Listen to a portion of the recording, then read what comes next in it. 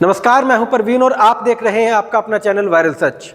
जन सेवा के लिए गुरुग्राम से ही बनी जन सेवक क्रांति पार्टी अपने नाम के अनुरूप ही गुरुग्राम वासियों की सेवा के लिए निरंतर प्रयास कर रही है। इसी के चलते न्यू कॉलोनी स्थित आर्य समाज मंदिर में पार्टी के द्वारा 2 दिवसीय डॉक्यूमेंट वेरिफिकेशन कैंप का आयोजन किया गया। शिविर के पहले ही दिन सैकड़ों की तादाद में क्षेत्रवासियों ने इस शिविर का लाभ उठाया।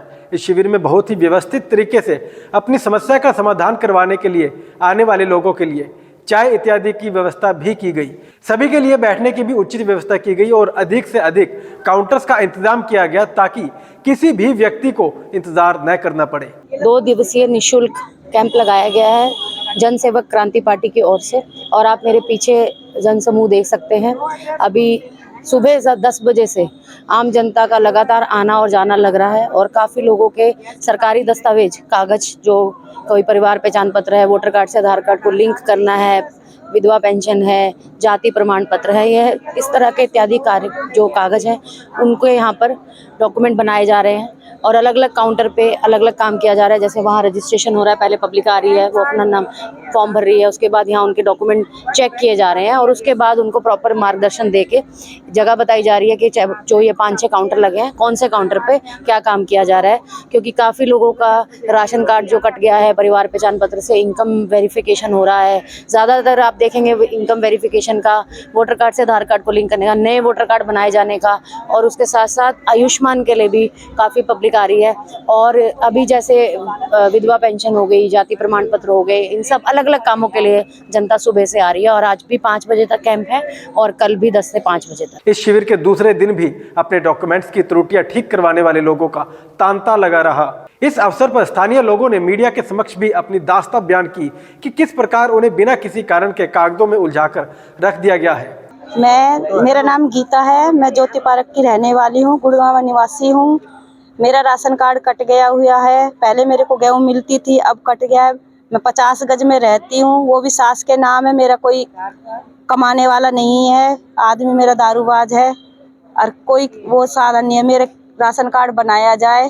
इस पार्टी से मैं जुड़ी हूँ, इससे मेरे को सुविधा मिलने की उम्मीद है बहुत ज़्यादा और मैं चाहूँगी कि इसी को ही वोट दी जाए। रविंद्र कुमार, सामने चुनी लाल, मकान नंबर 573/26 बलदेव नगर, गुड़गांव। मेरी समस्या ये है, मैंने लिखवा दिया 1,07,000 स्टार्टिंग में।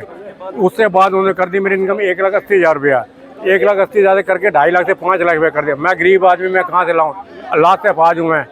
लड़का मेरा बीमार रहता है। मैंने सीएमओ विंडो में भी दरखास्त लगा रखी है। सीएमओ विंडो में मैंने दरखास्त लगा रखी, तो कोई समाधान नहीं है। 2.5 महीने हो गए मेरे पास, जो मैं सच्चाई की लड़ाई लड़ रहा हूँ। मेरा तो बेशक सर्वे कर लो, अभी कुछ क्या ही नहीं रहा। 2.5 महीने हो गए सीएमओ विंडो में दे रखे मैंने एप्लीकेशन। भाई मैं तो गरीब आदमी, मैं तो कुछ जो समझ ना, मेरा आयुष्मान कार्ड, अमीरों के सब कुछ बन रहे, गरीब बेचारे धक्के खा रहा है। शिविर की जानकारी देते हुए पार्टी अध्यक्ष अंकित अलग ने कहा कि यह सरकार की कुनीतियों का ही परिणाम है कि आज के समय में लोग अपने काम धंधे छोड़कर आज लाइनों में लगने को मजबूर हैं। सर, सबसे पहले नमस्कार आपके दर्शकों को। आज जनसेवक क्रांति पार्टी का निःशुल्क 2 दिवसीय कैंप का दूसरा दिन है और यहाँ पे जो सुविधाएं दी जा रही हैं, जिनको सरकार ने कागजों में उलझा रखा है, उनके कागजों को सुलझाने का काम जनसेवक क्रांति पार्टी कर रही है। जैसे कि वोटर आईडी कार्ड, परिवार पहचान पत्र, आयुष्मान कार्ड, विधवा पेंशन, लाडली पेंशन, प्रॉपर्टी आईडी, ई श्रम, आयु प्रमाण पत्र और अन्य अलग अलग तरह की सुविधाएं यहाँ पे प्रोवाइड की जा रही हैं। देखिए, वर्तमान समय में हमारे देश का जो सरकारी तंत्र है वो अस्त और व्यस्त हो चुका है, जिसकी वजह से हमारी जनता त्रस्त है और जनता धक्के खा कर इतना थक चुकी है कि उनको प्राइवेट जगहों पे जाना पड़ता है और प्राइवेट जगहों पे उनके पैसे लगते हैं और सरकार सच में नाकाम हो चुकी है। चाहे आज गुरुग्राम शहर में हम लोग रह रहे हैं, हरियाणा का सबसे कमाऊ जिला है, सबसे ज़्यादा टैक्स देने वाला गुरुग्राम है, लेकिन यहाँ की जनता भी इन छोटे छोटे कागजों में ही फंसी रहती है और इससे ये प्रमाणित होता है कि जो हरियाणा सरकार की योजनाएं हैं वो सिर्फ कागजों तक है, आगे नहीं पहुँची हैं। तो मैं सरकार से ये अपील करना चाहूँगा कि देखिए, हम जनसेवक क्रांति पार्टी वाले जनसेवा के भाव से लोगों की सेवा कर रहे हैं और 2 दिन से ये मालूम चला है कि लोग सच में बहुत परेशान हैं। लोग बताते हैं कि हम इतने सिस्टम से परेशान हैं कि हम जाते हैं, हमारा कोई काम नहीं होता, कोई सुनवाई नहीं है, चाहे प्रॉपर्टी आईडी को लेके हो, चाहे विधवा पेंशन को लेके हो, चाहे बुजुर्ग पेंशन को लेके हो, चाहे परिवार पहचान पत्र को लेकर हो। तो मैं यही कहना चाहूँगा सरकार से कि आप ऐसा सिस्टम डेवलप करें, राजनीति और सरकारी तंत्र का तालमेल होना चाहिए, और उनके तालमेल नहीं होने की वजह से परेशान कौन होता है? जनता। तो जन सेवक क्रांति पार्टी प्रयास कर रही है कि जनता परेशान ना हो, क्योंकि यही लोकतंत्र का सबसे मजबूत स्तंभ है, यही मुख्य लोग हैं, यही आम लोगों को नेता बनाते हैं। देखिए, ये शुरुआत है, इससे पहले भी हमने छोटे छोटे कैंप अलग अलग जगहों पे लगाए थे। तो ये महाशिविर के तौर पे हमने न्यू कॉलोनी आर्य समाज मंदिर में लगाया है, और मैं आपके चैनल के माध्यम से आश्वासन देता हूँ कि आने वाले अगले हफ्ते में भी हम ये कैंप जारी रखेंगे। और ये कैंप मुझे लगता है, अगर मैं गलत नहीं हूँ, तो हम नए गुड़गांव में भी लगाने वाले हैं। वहीं मीडिया से बात करते हुए जन सेवक क्रांति पार्टी के भावी मेयर उम्मीदवार विक्रांत मक्कड़ ने कहा कि नगर निगम के भ्रष्टाचारी रवैये के कारण ही ऐसी एजेंसियों को सर्वे के टेंडर दे दिए जाते हैं, जिसके बाद लोग अपने काम धंधे छोड़कर लाइनों में धक्के खा कर अपनी प्रॉपर्टी ID जैसे महत्वपूर्ण कागजों को ठीक करवाते हैं। देखिए, कभी भी ये कैंप लगाए जाते हैं किसी भी राजनीतिक ग्रुप की तरफ से या किसी भी आम आदमी की तरफ से, पहले तो ये समझने का विषय है वहाँ पे भीड़ क्यों होती है।